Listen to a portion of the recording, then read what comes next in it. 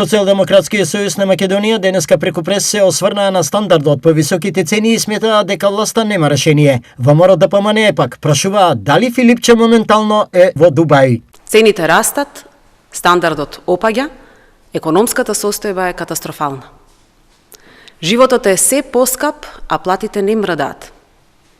Маслото за јадење, млекото, лебот, јајцата, основните прехранбени производи, се е поскапено.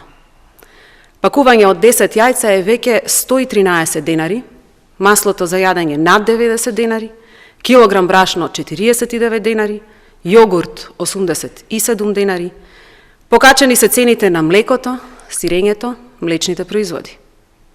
На пазарите исто така има поскапување на овошјето и зеленчукот.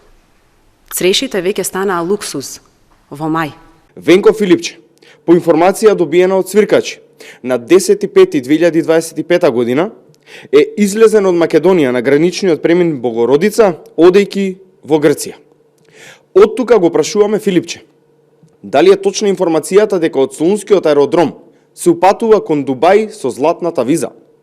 Дали Филипче е во Дубај на увид со заев на изградба на 50 катница или можеби некој друг бизнис?